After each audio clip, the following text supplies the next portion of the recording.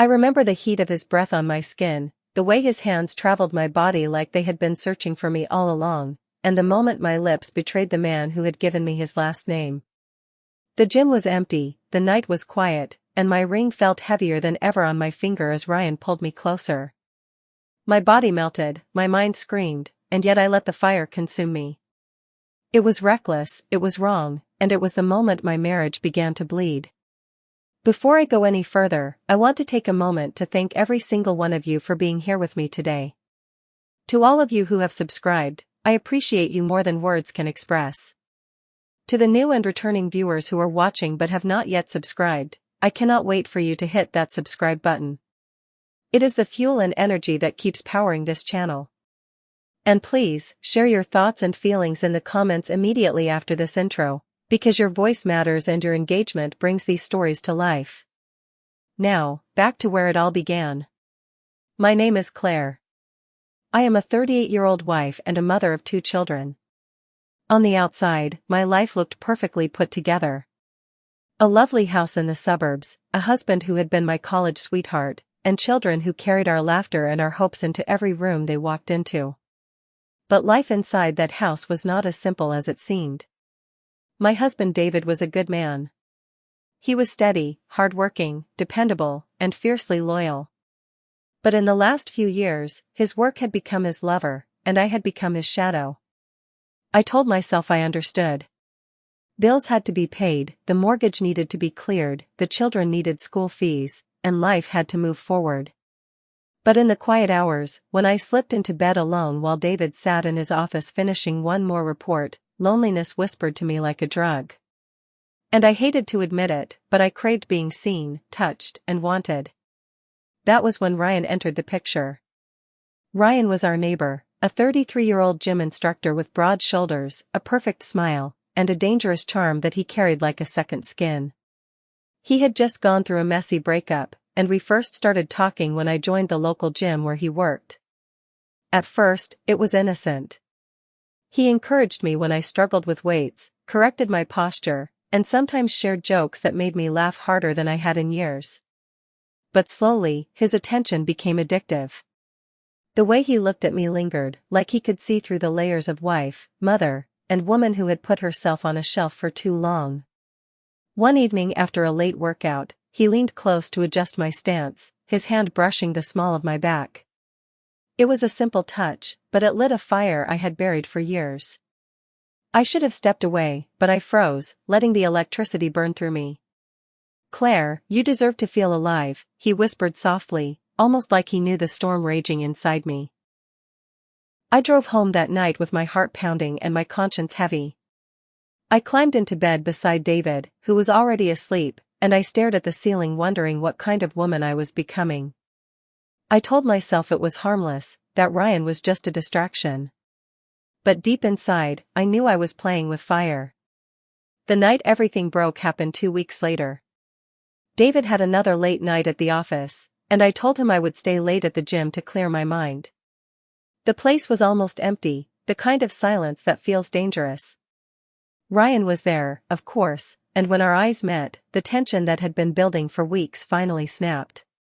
He offered me a bottle of water, his hand brushing mine, and before I could think, his lips were on mine. The kiss was raw, hungry, and full of everything I had convinced myself I was missing.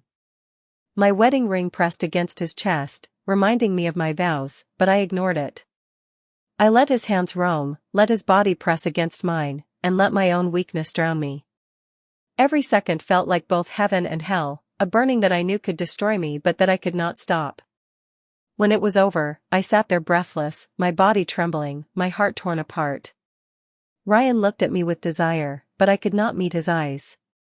I grabbed my things and rushed out, the cool night air hitting my face like punishment. At home, David was asleep on the couch, his laptop open on his lap.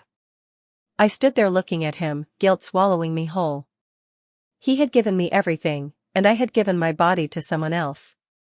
I touched his shoulder gently, and he stirred, smiling sleepily at me.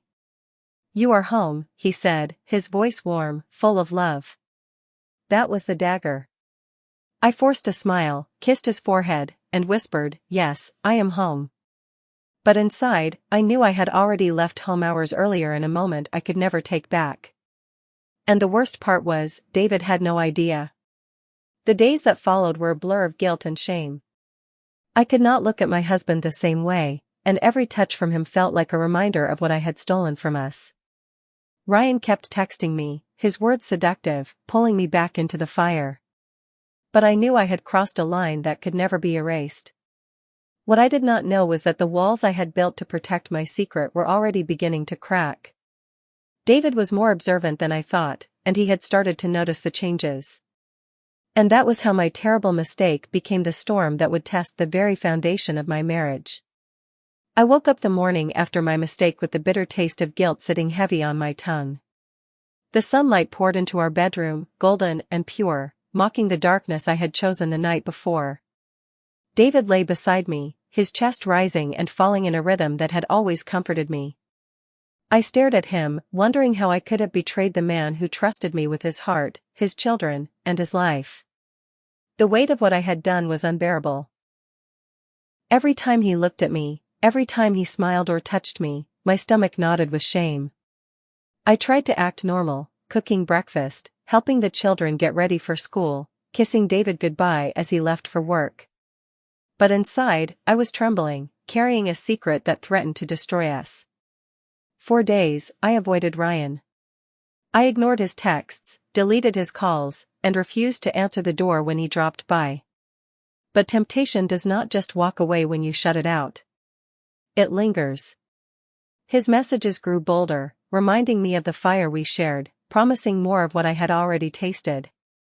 And though part of me wanted to run back, another part was terrified that one more slip would cost me everything. David began to notice. "Claire, are you all right?" he asked one evening as we sat at the dinner table with the children. His eyes studied me, sharp and searching. "I am fine," I answered quickly, too quickly. I forced a smile, but I could tell he did not believe me. "You seem distant lately," he continued gently. "Like your mind is somewhere else." I swallowed hard, my fork frozen halfway to my mouth.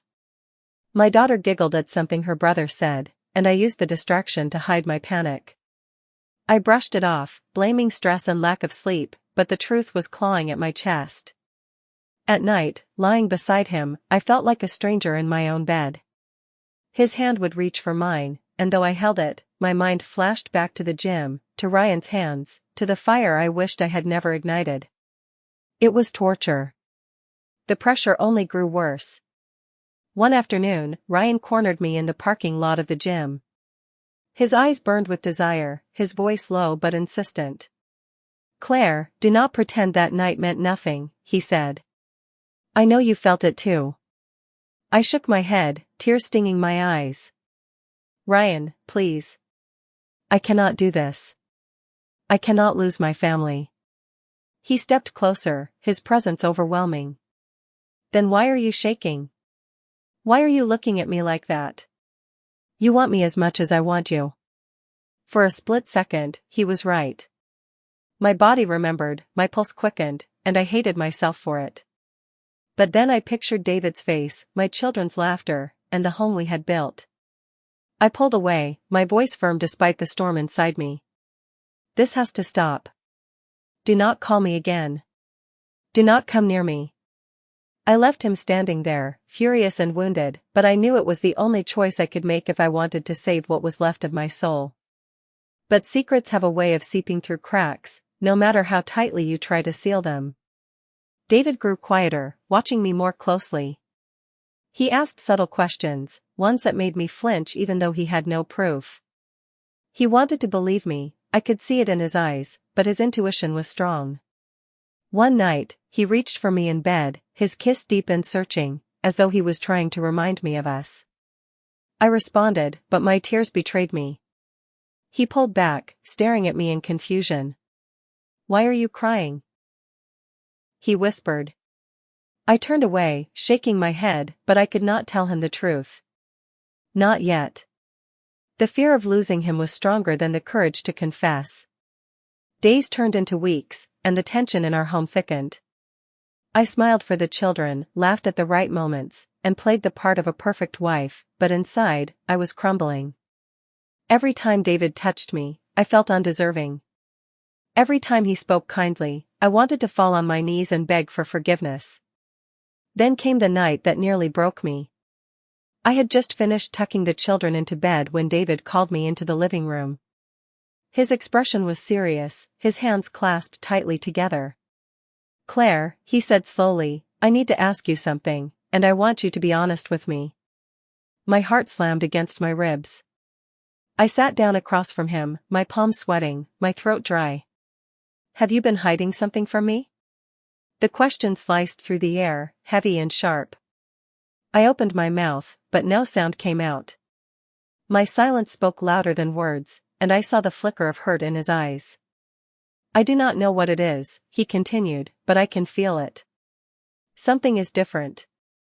You are different. If I am wrong, tell me. But if I am right," he trailed off, his voice breaking. Tears spilled down my cheeks, but still, I could not speak. I wanted to confess, to throw myself at his mercy, but fear chained my tongue. So I shook my head, whispering, "You are imagining things." The lie tasted like poison, but I told it anyway. David studied me for a long moment, then nodded slowly, though I could see doubt etched on his face. He leaned back in his chair, looking exhausted, defeated even. I went to bed that night knowing I had betrayed him twice, once with my body, and again with my silence. But the truth has a way of forcing its way out, no matter how desperately you try to keep it buried. And deep down, I knew my secret was living on borrowed time. Because sooner or later, David would find out. The walls of secrecy that I had built around myself could not hold forever. Every lie I told David, every forced smile, every excuse to explain away my distance, it all began to crumble. I lived in constant fear, dreading the moment the truth would break free, and yet knowing in my heart that it was only a matter of time. That moment came one rainy Thursday evening. David came home early, drenched from the storm, his hair plastered against his forehead. I was in the kitchen preparing dinner when he walked in. He looked exhausted, but his eyes burned with something more than fatigue. "Claire," he said quietly, "we need to talk." I froze, the knife in my hand trembling as I set it down on the counter. He motioned for me to sit, and I obeyed, my knees weak. The children were upstairs finishing homework, the house quiet except for the hum of the rain against the windows. He leaned forward, his hands clasped tightly. "I saw your phone earlier," he said. "I was not snooping, but a message popped up when I went to grab it for you. It was from Ryan." My blood ran cold. He swallowed hard, his voice breaking. "Claire, why is he texting you things a neighbor should never be saying to a married woman?" The world tilted around me. My secret was out. The breath caught in my throat, and for a moment, I considered denying it. But his eyes that had loved me since we were young, that had trusted me with everything, those eyes deserved the truth. The tears came before the words. My body shook as I whispered, "David. I made a mistake. A terrible mistake." His jaw tightened, but he remained silent, waiting. I was lonely, I confessed, the words spilling like poison. I let him get too close. I kissed him, and more. It only happened once, but it should never have happened at all. I betrayed you. The silence that followed was unbearable. David's face went pale, his hands gripping the edge of the table. For a long moment, he said nothing, and the weight of his heartbreak pressed against me like a crushing stone. Finally, his voice came, low and broken. "Claire, how could you?" I reached for him, but he pulled back as though my touch burned. His pain was raw, his eyes glistening with unshed tears. I had never seen him look at me like that, like a stranger, like a man who no longer recognized the woman sitting across from him. "I do not know," I sobbed. "I was weak, I was selfish, and I was wrong. I hate myself for it, David. I hate that I hurt you. I swear to you, it meant nothing. It was not love. It was a moment of weakness that I would give anything to take back." He stood, pacing the room, his fists clenched at his sides. Do you know what you have done to me? To us? To this family? Yes, I whispered.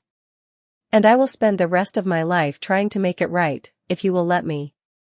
Please, David, please do not give up on us. The storm outside raged, thunder shaking the walls, as though nature itself mourned with us. That night was the longest of my life. David barely spoke, retreating into silence while I cried beside him. The next morning, he left for work without so much as a goodbye, and I feared I had lost him forever. Days passed like years. He was distant, cold, barely speaking except when necessary. I gave him space, knowing I had no right to demand anything of him. I cooked, cleaned, cared for the children, and waited for a sign that there was still hope. Then, one night, he came into the bedroom and sat on the edge of the bed. His eyes were tired, but softer than they had been in weeks.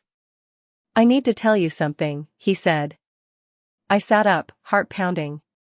There was a woman at work, he admitted, his voice heavy. Months ago. She flirted with me. She made it clear she wanted more. I came close, Claire. I was lonely too. I almost gave in. But I stopped.